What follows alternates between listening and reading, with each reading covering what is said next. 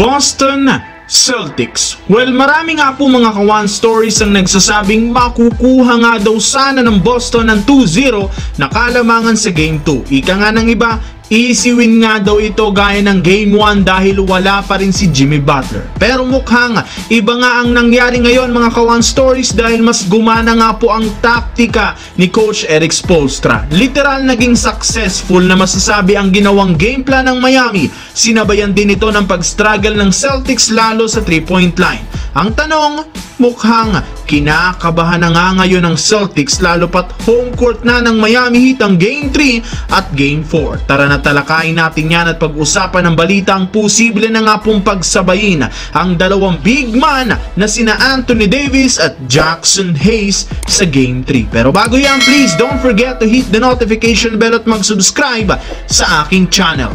Mga kawan stories, unahin natin ngayon ang naging laro ng Celtics at Miami Heat. Bago pa man magsimula mga kawan stories ang Game 2, trending na agad sa social media ang salitang Celtics in 4. Ngunit mukhang iba ang naging storya dahil kahit man nga mismong fans ng Celtics nagalit sa pinaggagawa ng kanilang team. Well, literal na outplayed ang Celtics sa second half. Napakagandang simula nga sana ang ginagawa ng Celtics, ngunit pagdating ng second half, dito na nga gumawa ng counter plan si Coach Erik Spoelstra. Mas focus nga si Coach sa perimeter defense ng team na nagresulta na rin naman ang pag-struggle ng Celtics sa long range. Sinabayan rin naman ito ng napakagandang shooting field goal percentage ng Miami Heat matapos ang sunod-sunod na 3 points nila. Pero ang pinakatumatak dito matapos mag-post si Jimmy Butler ng isang picture kung saan nakalagay, "Don't let us get one."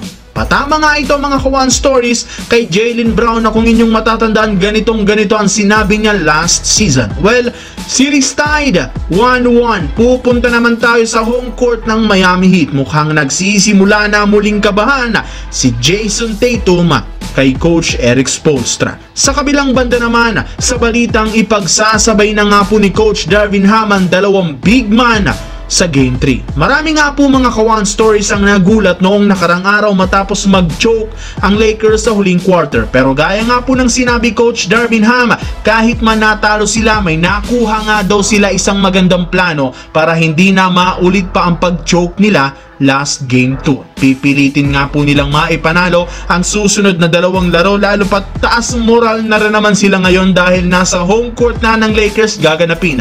Ayon rin naman sa naging reaksyon ni Rajon Rondo, kung ginagamit lamang nga daw po ni Coach Darvin Ham si Jackson Hayes, hindi nga daw sana mapapagod agad si Anthony Davis.